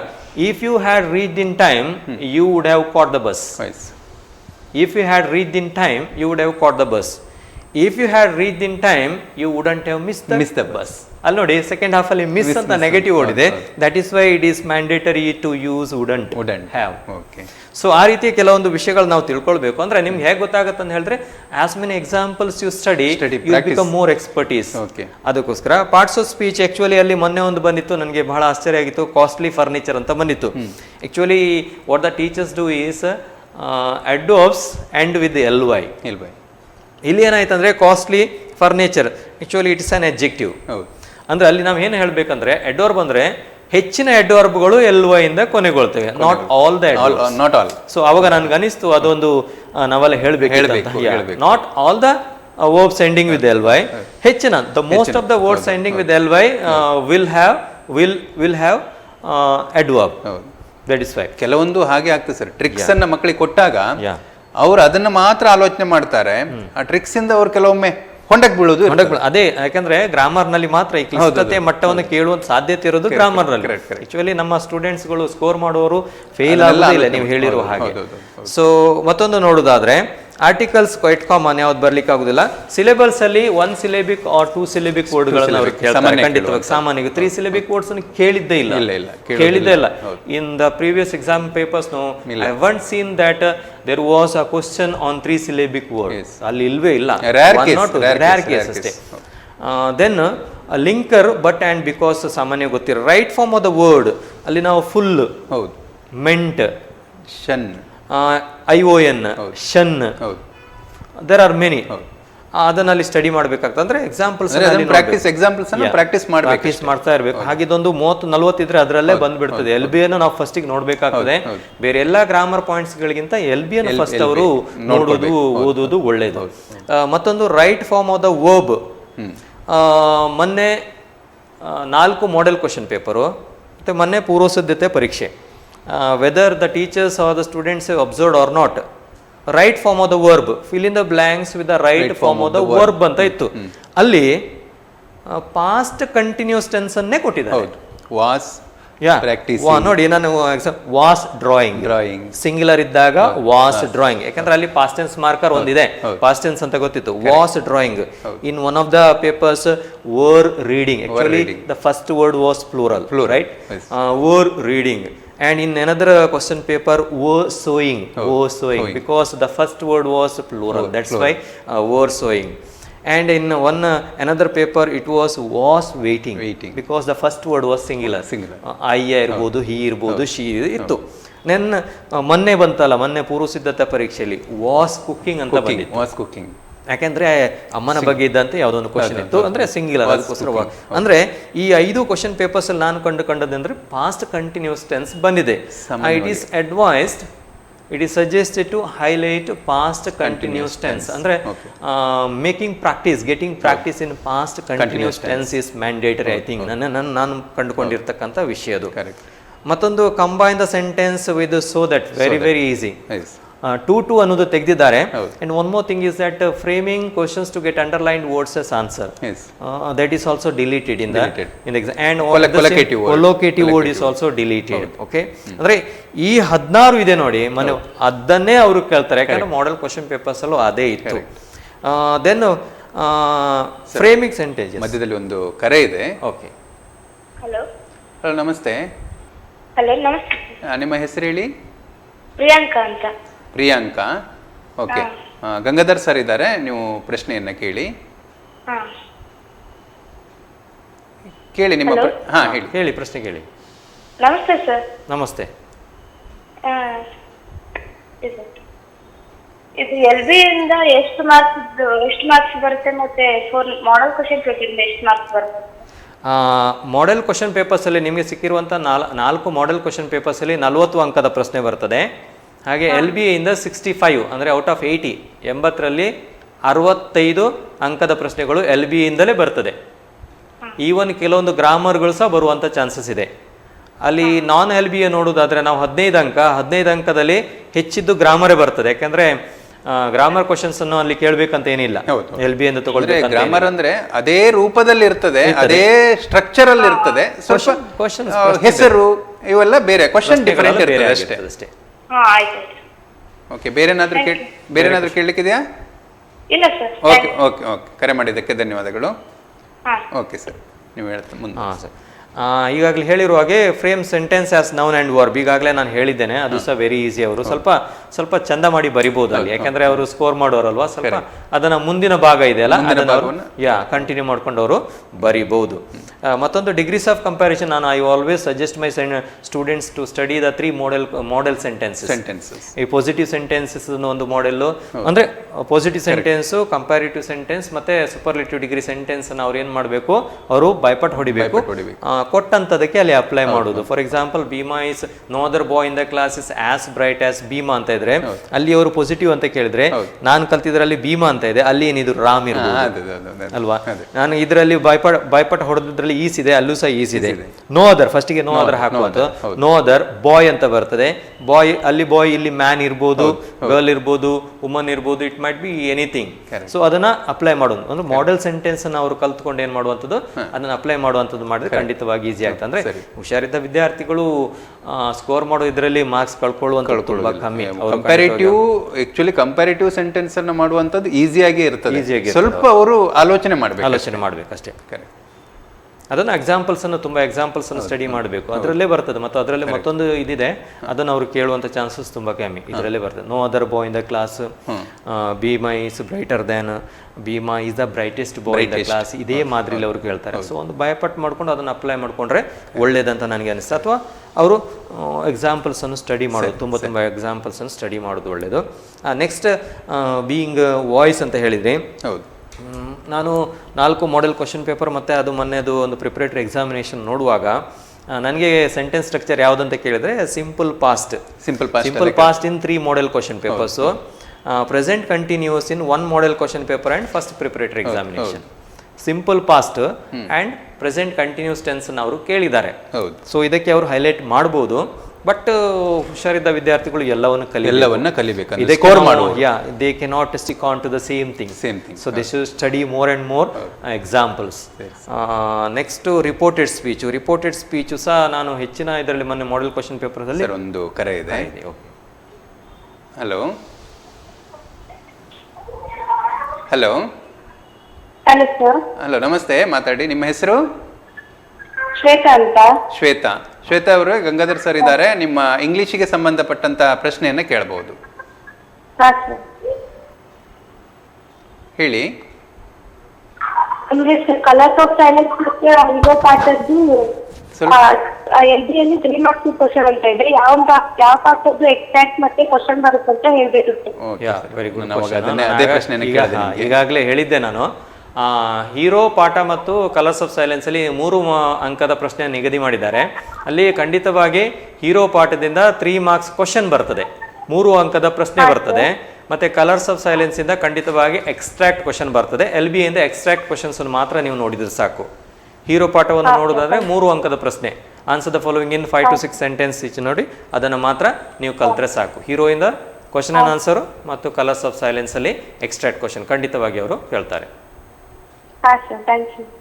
ಡಿಸ್ಕವರಿಯಲ್ಲಿ ಆಲೋಚನೆ ಮಾಡೋದೇ ಬೇಡ, ಏನು ಬೇಡ ಆಲೋಚನೆ.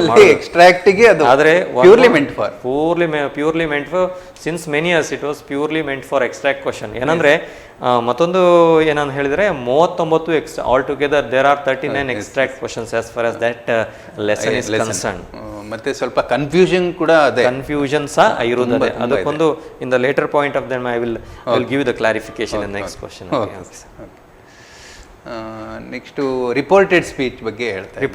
ರಿಪೋರ್ಟೆಡ್ ಸ್ಪೀಚಲ್ಲಿ ವೆದರ್ ಈಫ್ ಅಥವಾ ವೆದರ್ ಅನ್ನು ನಿರೀಕ್ಷೆ ಮಾಡುವಂಥದ್ದು ಎಸ್ ಆರ್ ನೋ ಕ್ವಶನ್ ಹೆಚ್ಚಾಗಿ ಕೇಳುವಂತ ಸಾಧ್ಯತೆ ಇದೆ. ಸಾಮಾನ್ಯವಾಗಿ ಕೇಳ್ತಾರೆ ಎಸ್ ಆರ್ ನೋ ಕ್ವಶನ್ ಹೆಚ್ಚಾಗಿ ಕೇಳುವಂತ ಸಾಧ್ಯತೆ ಇದೆ. ಸೊ ಮತ್ತೊಂದು ಕೊನೆಗೆ 17ನೇ ಪ್ರಶ್ನೆ ಎಡಿಟಿಂಗ್ ದ ಇಲ್ಲಿ ಸಹ ನೋಡಿ, ನಾನು ಮೊನ್ನೆ 4-5 ಕ್ವಶನ್ ಪೇಪರ್ ನೋಡುವಾಗ ಸ್ಪೆಲ್ಲಿಂಗ್ ಮಿಸ್ಟೇಕ್ಸ್ ಅನ್ನು 3 ಮಾಡೆಲ್ ಕ್ವಶನ್ ಪೇಪರ್ಸ್ ಅಲ್ಲಿ ಕೇಳಿದ್ದಾರೆ. So very easy, dead easy. ಹೌದು. Then verbal mistake, noun plural, article, adverbial mistake ಅನ್ನು ಕಾಮನ್ಲಿ ಬೇರೆದ್ರಲ್ಲಿ ಕೇಳ್ತಾರೆ. ಸೊ ಅಲ್ಲಿ ಮತ್ತೊಂದೇನಂತ ಹೇಳಿದ್ರೆ ಎಡಿಟಿಂಗ್ ಸಂಬಂಧಪಟ್ಟಂತ ಒಂದು ವಿಶೇಷವಾಗಿರ್ತಕ್ಕಂಥ ಬದಲಾವಣೆ ಏನಂದ್ರೆ they are exclusively taken from the text book.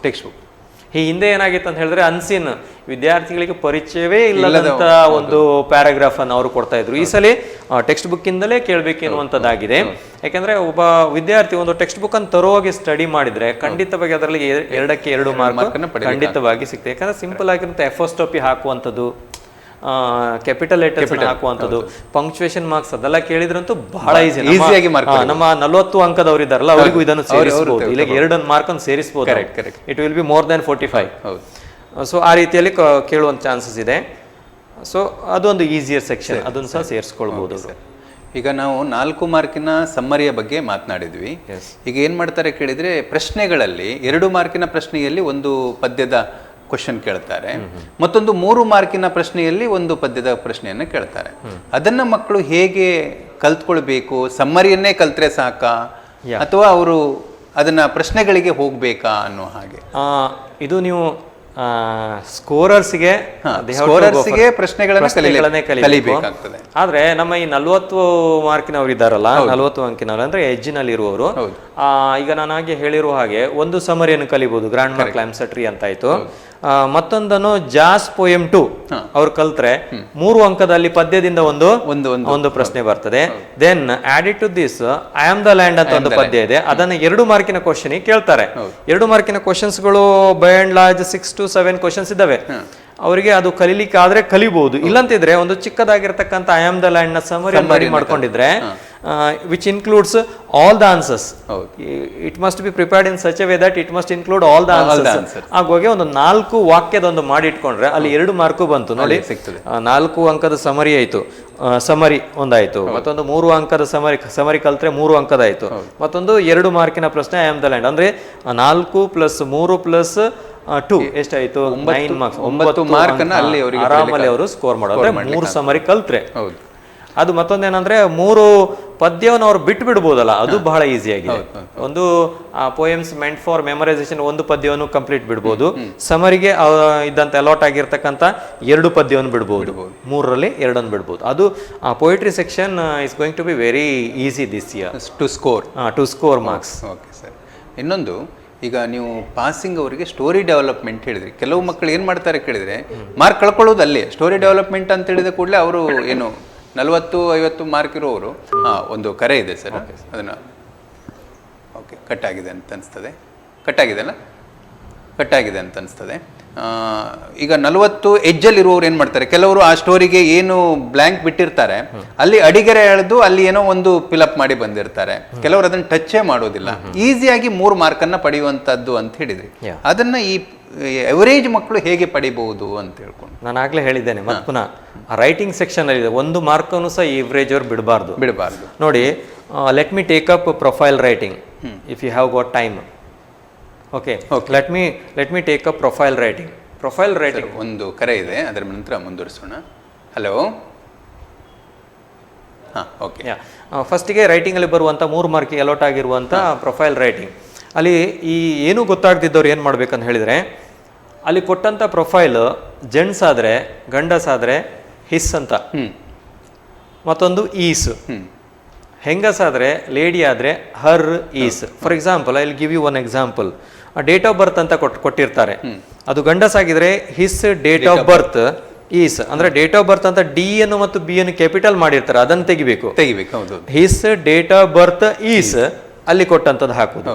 Age 40 years ಕೊಟ್ಟಿರ್ತಾರ ಅಂತ ಹೆಣ್ಸ್ಕೊಳ್ಳಿ. ಹಿಸ್ ಏಜ್ ಈಸ್ ಏನು ಮಾಡುವಂತ ಅಗತ್ಯ ಇಲ್ಲ ಇಲ್ಲಿ. ಯಾವ ಸ್ಪೆಲ್ಲಿಂಗ್ ಮಿಸ್ಟೇಕ್ಸ್ ಆಗುವಂತದಿಲ್ಲ. ಯಾಕಂದ್ರೆ ಹಿಸ್ ಕಲ್ತ್ಕೊಳ್ಬೇಕು, ಈಸ್ ಕಲ್ತ್ಕೊಳ್ಬೇಕು. ಅದು ಎಲ್ಲಿ ಬರಿಬೇಕು ಅನ್ನೋದನ್ನ ಅವರು ಕಲಿಬೇಕು. ಒಂದು ಕರೆ ಇದೆ ಸರ್. Okay, hello. ನಮಸ್ತೆ ಸರ್. ನಮಸ್ತೆ.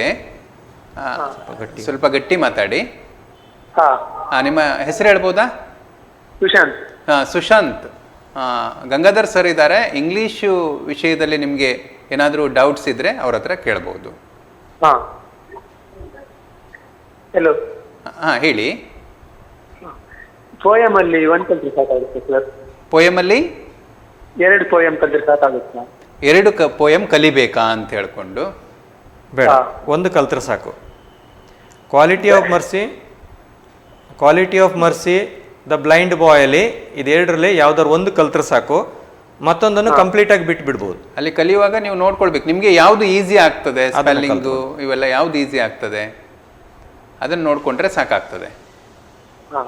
ಬೇರೆ ಏನಾದ್ರು ಕೇಳಲಿಕ್ಕಿದೆಯಾ? ಇಲ್ಲ. Okay okay thank you sir. Okay, thank you. ಕರೆ ಮಾಡಿದ್ದಕ್ಕೆ ಧನ್ಯವಾದಗಳು. ಸರ್, ನನಗೆ ಪ್ರೊಫೈಲ್ ರೇಟಿಂಗ್ ಬಗ್ಗೆ ಮಾತಾಡ್ತಾ ಇದ್ದೇನೆ. So his age is 40 years ಅಷ್ಟೇ. ಅಲ್ಲಿ ಬರೆಯುವಂಥದ್ದು, ಅವನು ಕಲಿಯುವಂಥದ್ದು ಒಂದು ಹಿಸ್ ಸ್ಪೆಲ್ಲಿಂಗ್ ಮತ್ತೆ ಈಸ್ ಸ್ಪೆಲ್ಲಿಂಗ್ ಗೊತ್ತಿರ್ತದೆ. ಮತ್ತೆ ಅವುಗಳ ಸ್ಥಾನ ಎಲ್ಲಿರಬೇಕು? His, age, is. ಕ್ವಾಲಿಫಿಕೇಶನ್ ಕೇಳಿದ್ರೆ ಹಿಸ್ ಕ್ವಾಲಿಫಿಕೇಶನ್ ಈಸ್ ಅಲ್ಲಿದ್ದನ್ನು ಬರೆಯುವಂಥದ್ದು. ಹಿಸ್ ಎಜುಕೇಶನ್ ಅಂತ ಕೇಳಿದ್ರೆ ಎಜುಕೇಶನ್ ಈಸ್. ಪ್ರೊಫೆಷನ್ ಅಂತ ಕೇಳಿದ್ರೆ ಹಿಸ್ ಪ್ರೊಫೆಷನ್ ಈಸ್. ಅದೇ ನಾವು ಹುಡುಗಿ ಬಂದ್ರೆ, ಹೆಂಗಸ್ ಬಂದ್ರೆ ಹರ್ ಮತ್ತೆ ಈಸ್. ವೆರಿಯಾಗಿ along with these he can even write he is a great person, full stop ಹಾಕೋದು. He is a nice person. Adjective ಅನ್ನ ಹೆಚ್ಚು ಸೇರಿಸ್ಕೊಂಡು ಮಾಡ್ಬೋದು. He is a great person, he is an honest person. ಎಷ್ಟು ಬೇಕಾದ್ರೂ ಮಾಡ್ಬೋದು. ಅದನ್ನ ಬಿಟ್ಟು ಅಂದ್ರೆ ಅಲ್ಲಿ ಮ್ಯಾಂಡೇಟರಿ ಏನಂದ್ರೆ ಅಲ್ಲಿರುವಂತ ಅಂಶಗಳನ್ನು ಯಾವುದನ್ನು ಬಿಟ್ಟು ಹಾಕಬಾರ್ದು. ಅದರ ಜೊತೆಯಲ್ಲಿ you can add as many sentences as possible. ಅಂದ್ರೆ ಅಲ್ಲಿ ಬರ್ದಂತದ್ದು ನೋಡಿದ್ರೆ ಖುಷಿ ಆಗ್ತದೆ, ಮಾರ್ಕ್ಸ್ ಕೊಡೋರಿಗೆ ಒಂದು ಇಂಪ್ರೆಷನ್ ಕ್ರಿಯೇಟ್ ಆಗ್ತದೆ ಅಂತ ಹೇಳಿದ್ನು. ಕರೆಕ್ಟ್. ಮತ್ತೆ ಸ್ಕೋರ್ ಮಾಡುವವರಿಗೆ ನಾವೀಗ ಹೇಳಿದ್ದಲ್ಲ, ಸ್ಕೋರ್ ಮಾಡುವವರಿಗೆ ಹೇಳಿದ್ದಲ್ಲ, ಬಾರ್ಡರ್ ಅಲ್ಲಿ ಯಾರೆಲ್ಲ ಇರ್ತಾರೆ ಅವರು, ಮತ್ತೆ ಅದನ್ನ ಪ್ಯಾರಾಗ್ರಾಫ್ ಮಾಡಿ ಬರೆದ್ರೆ, ಚಂದ ಮಾಡಿ ಬರೆದ್ರೆ ಅಲ್ಲಿ 3ಕ್ಕೆ 3 ಮಾರ್ಕ್. ಯಾರು ಸ್ಕೋರ್ ಮಾಡ್ತಾರೆ ಅವರಿಗೆ, ಇಲ್ಲಂತಂದ್ರೆ ಮಾರ್ಕ್ ಕಳ್ಕೊಳ್ಳುವಂತ ಅಪಾಯ ಇರ್ತದೆ. ಯಾಕಂದ್ರೆ ಪ್ಯಾರಾಗ್ರಾಫ್ ಅನ್ನು ನೋಡ್ತಾರೆ, ಸೆಂಟೆನ್ಸಸ್ ನೋಡ್ತಾರೆ, ಟೆನ್ಸ್ ಅನ್ನ ನೋಡ್ತಾರೆ, ಪಂಕ್ಚುಯೇಷನ್ ನೋಡ್ತಾರೆ. ಅದನ್ನೆಲ್ಲ ಸ್ಕೋರಿಂಗ್ ಅವರು ಗಮನದಲ್ಲಿ ಇಟ್ಕೊಳ್ತಾರೆ. ಅಂದ್ರೆ ಮಕ್ಕಳು ಹಾಗೆ ಮಾಡ್ತಾರೆ. ಅಂದ್ರೆ ಅದನ್ನು ಬರೆಯುವಾಗ ಏನಂತ ಹೇಳಿದ್ರೆ ಪಾಯಿಂಟ್ ಬರೀತಾರೆ, ಬುಲೆಟ್ ಪಾಯಿಂಟ್ ಅಲ್ಲಿ ಬರೀತಾರೆ. ಆಕ್ಚುಲಿ ಅಲ್ಲಿ ಕೇಳಿದೇನು, write a paragraph based on the information given, clues given bill. ಒಂದು ಪ್ಯಾರಾಗ್ರಾಫ್ ಅಲ್ಲಿ ಏನ್ ಕೇಳಿದಾರೆ ಅದನ್ನೇ ಬರಿಬೇಕು, ಪ್ಯಾರಾಗ್ರಾಫ್ ಅಲ್ಲೇ ಬರಿಬೇಕಾಗ್ತದೆ. ಮತ್ತೊಂದು ಬರುವುದಾದ್ರೆ ಸ್ಟೋರಿ ಡೆವಲಪ್ಮೆಂಟ್ ಅಂತ. ಆಕ್ಚುಲಿ ಹೆಚ್ಚಿನ ವಿದ್ಯಾರ್ಥಿಗಳಿಗೆ ಸಮಸ್ಯೆ ಆಗೋದೇ ಸ್ಟೋರಿ ಡೆವಲಪ್ಮೆಂಟ್. ಅಲ್ಲಿ ಮಧ್ಯದಲ್ಲಿ ಏನೋ ಒಂದು ಹೈಫನ್ ಹಾಕಿರ್ತಾರೆ. ಈ ವಿದ್ಯಾರ್ಥಿ ಎಲ್ಲರೂ ಏನ್ ಮಾಡ್ತಾರೆ, ಹೈಫನ್ ಈಸ್ ಆನ್ ಅಂತ ಬೇಕಾಗಿಲ್ಲ. ಯಾಕಂದ್ರೆ in the stories there might be male character, ಒಂದು ಗಂಡಸಿನ ಕ್ಯಾರೆಕ್ಟರ್ ಇರ್ಬೋದು, ಹೆಂಗಸಿನ ಕ್ಯಾರೆಕ್ಟರ್ ಇರ್ಬೋದು. It might be about animal. ಈ 3 ವ್ಯಕ್ತಿಗಳನ್ನ ನಾವು ನೋಡೋದಾದ್ರೆ ಆ ಗಂಡಸಿಗೆ ಹಿ ಅಂತ ನಾವು ನೋಡ್ಬೇಕು, ಹೆಂಗಸಿಗೆ ಶಿ ಅಂತ ನೋಡ್ಬೇಕು, ಅನಿಮಲ್ಸ್ ಬರ್ಡ್ಸ್ ಬಂದ್ರೆ ಇಟ್ ಅಂತ ನೋಡ್ಬೇಕು. ಯಾಕಂದ್ರೆ ಆಸ್ ಅ ಸ್ಟೋರಿ ಪ್ರೋಗ್ರೆಸ್ ಆಗ್ತಾ ಇದ್ದಾಗ ಪ್ರತಿಯೊಂದು ಸೆಂಟೆನ್ಸು ಈ ಕ್ಯಾರೆಕ್ಟರ್ಗಳಿಗೆ ಸಂಬಂಧಪಟ್ಟಿದ್ದಾಗಿರ್ತದೆ. ಅದು for example, once upon a time there was a cap seller ಅಂತ ಇದೆ. Goes to market daily. ಅವಾಗ ಅದು ಗೋಸ್ ಟು ಮಾರ್ಕೆಟ್ ಯಾರಿಗೆ ಸಂಬಂಧಪಟ್ಟಿದ್ದು? ಕ್ಯಾಪ್ ಸೆಲ್ಲರ್ಗೆ ಸಂಬಂಧಪಟ್ಟದ್ದು. He goes to market daily. Sells caps in the market ಯಾರಿಗೆ ಸಂಬಂಧಪಟ್ಟಿದ್ದು? ಯಾರು ಸೇಲ್ ಮಾಡೋದು? He sells caps in the market. Correct. Once he went to the market. On the way, ಅದು ಮುಂದುವರಿಸ್ತೇನೆ ನಾನು. On the way he was tired ಅಂತ ಮಾತ್ರ ಕೊಟ್ಟಿರ್ತಾರೆ, ಅಲ್ಲೊಂದು ಡ್ಯಾಶ್ ಹಾಕ್ತಾರೆ, ಟೈರ್ಡ್ ಅಂತ ಕೊಟ್ಟಿದ್ದಾರೆ. He was tired. ಆ ವಾಸ್ ಅಂತ ಗೊತ್ತಾಗ್ತಾರೆ, he tired ಅಂತ ಬರುತ್ತೆ. ಅದ್ರ ಏನಂತ ಹೇಳಿದ್ರೆ ಆ ಡ್ಯಾಶ್ ಇದೆ ನೋಡಿ, ಅದನ್ನು ತೆಗಿಬೇಕು, ಫುಲ್ ಸ್ಟಾಪ್ ಹಾಕ್ಬೇಕು. ಅದರ ನಂತರ ವಾಕ್ಯದ ಫಸ್ಟ್ ಲೆಟರ್ ಅನ್ನು ಕ್ಯಾಪಿಟಲ್ ಬರೀಬೇಕು. He tired, slept, he slept, full stop ಹಾಕುವುದು, ಮತ್ತೊಂದು ಸೆಂಟೆನ್ಸ್ಗೆ ಹೋಗುವಂಥದ್ದು. Monkeys came, the monkeys came. ನೋಡಿ, ಹಿ, ಶಿ, ಇಟ್, ದ. ಎಲ್ಲೂ ಇಲ್ದಿದ್ರೆ 0, ಬೇಡ. ಯಾವುದೂ ಅಲ್ಲಿ ಅವಕಾಶ ಇಲ್ಲ ಅಂತ ಹೇಳಿದ್ರೆ ಬೇಡ. ಪ್ಲೂರಲ್ ಬಂದ್ರೆ ಮಂಕೀಸ್ ಅಂತ ಬಂದಾಗ ಅದ್ರ ಮುಂದಿನದ್ರಲ್ಲಿ ಏನಾಗ್ತದೆ ಅಂದ್ರೆ ದೇ ಬರ್ತದೆ. ಹಿ, ಶಿ, ಇಟ್, ದ, ದೇ. ಅಂದ್ರೆ ಬ್ರಾಡ್ಲಿ ಸ್ಪೀಕಿಂಗ್ ನಾವು ಪ್ರನೌನ್ ಅನ್ನು ಕರೆಕ್ಟ್ ಆಗಿ ಇಟ್ಕೊಂಡ್ರೆ ನೋಡಿ, ಆ ಪ್ರೊಫೈಲ್ ರೈಟಿಂಗ್ ಅಲ್ಲೂ ಸಹ ನೋಡಿ, ಹಿಸ್ ಮತ್ತೆ her pronoun, they are the pronouns. Pronoun ನಾವು ಬೇಸ್ ಆಗಿ ಇಟ್ಕೊಂಡ್ರೆ ನಾವು ಖಂಡಿತವಾಗಿ ಇಲ್ಲಿ 3+3 ತಗೊಳ್ಬಹುದು. ಮತ್ತೆ monkeys took his caps, the monkeys took his caps. Went up the tree, ಯಾರು? Monkeys. They went up the trees. ಅಂದ್ರೆ ಆ ಮಕ್ಕಳು ಪ್ರೊನೌನ್ ಅನ್ನ, ಆರ್ಟಿಕಲ್ ಅನ್ನ ಸರಿಯಾಗಿ ತಿಳ್ಕೊಂಡ್ರೆ ಮತ್ತೆ ಪುಲಿ ಸ್ಟಾಪ್ ಹಾಕುವಂತ, ವಾಕ್ಯ ಪೂರ್ಣ ಮಾಡುವಂತದ್ದು, ವಾಕ್ಯವನ್ನ ಪ್ರಾರಂಭಿಸುವಂತದ್ದು, ಪಂಕ್ಚುಯೇಷನ್ ಮಾರ್ಕ್ಸ್, ಇವುಗಳನ್ನು ತಿಳ್ಕೊಂಡ್ರೆ 3 ಮಾರ್ಕ್ ಅನ್ನು ಆರಾಮದಲ್ಲಿ. ಯಾಕಂದ್ರೆ writing means is nothing but punctuation marks, capital letters, spelling correction, grammatical writing, everything will be counted. Score ಮಾಡುವವರಿಗೆ ಎಲ್ಲ ಬೇಕು. ಅವರು ಬಾರ್ಡರ್ ಅಲ್ಲಿ ಇರುವವನು ತೊಂದರೆ ಇಲ್ಲ. ಸ್ಕೋರ್ ಮಾಡೋರು ಅಲ್ಲಿ they should see that full stop and punctuation marks are put in the right place, they should see that the capital letter is used properly, they should see that sentence structure is correct, they should see that grammatical correction is there in the sentence. ಇದನ್ನೆಲ್ಲ count ಮಾಡ್ಕೊಂಡು ಅಲ್ಲಿ ನಾವು mark ಕೊಡ್ತೇವೆ. ಆದ್ರೆ ಈ ಎಜ್ಜಿನಲ್ಲಿರುವಂತ ವಿದ್ಯಾರ್ಥಿಗಳಿಗೆ ಇದನ್ನ ತಕೊಂಡು ಹೋಗುವ, ಅವರು ಫುಲ್ ಸ್ಟಾಪ್ ಹಾಕಬೇಕು, ಫಸ್ಟ್ ಲೆಟರ್ ಅನ್ನು ಕ್ಯಾಪಿಟಲ್ ಅನ್ನು ಹಾಕೊಂಡು ಹೋದ್ರೆ ಖಂಡಿತವಾಗಿ. ಮೊನ್ನೆ ಇದರಲ್ಲಿ ಮಾರಲ್ ಅನ್ನು ಕೇಳಲಿಲ್ಲ, ಅಲ್ಲಿ ಮೊನ್ನೆ ಇದರಲ್ಲಿ ಸ್ಟೋರಿಗಳಲ್ಲಿ ಮಾರಲ್ ಅನ್ನು ಕೇಳಲಿಲ್ಲ. ಮಾರಲ್ ಕೇಳಿದ್ರು ಸಹ ಬರೀಬಹುದು. ಕೇಳದೇ ಇದ್ರೂ ಕೂಡ ಬರೆಯುವ ಅಭ್ಯಾಸ ಮಾಡ್ಕೊಳ್ಳೋದು ಒಳ್ಳೇದು. ಯಾಕಂದ್ರೆ ಸ್ಕೋರ್ ಮಾಡುವವರು ಅದನ್ನು ಬರೆಯುವ ಅಂದ್ರೆ ಪೇಪರ್ ಎಷ್ಟು ಚೆನ್ನಾಗಿರ್ತದೆ ಅನ್ನೋದ್ರ ಮೇಲೆ ಕೂಡ ಒಂದು ಡಿಪೆಂಡ್ ಆಗಿರ್ತದೆ. ಯಾಕಂದ್ರೆ language means neatness, handwriting and everything will be counted. Correct. Adu it will definitely have a great impact upon the evaluators nodudu language anta helidukule alli neatness ಖಂಡಿತವಾಗಿ it will definitely change the mindset of the evaluator. ಮತ್ತೆ hand writing ಅಂತ ಹೇಳಿ ಒಂದು legible ಇರಬೇಕು, ಓದುವ ಹಾಗಿರಬೇಕು, ಅದು ಮುಖ್ಯವಾಗಿರುತ್ತೆ. ಖಂಡಿತ. So ಮತ್ತೊಂದು ನಾವು ನೋಡೋದಾದ್ರೆ ಸ್ಟೋರಿ ಡೆವಲಪ್ಮೆಂಟ್ ಆಯ್ತು, ಪ್ರೊಫೈಲ್ ಆಯ್ತು, ಪಿಕ್ಚರ್ ರೀಡಿಂಗ್.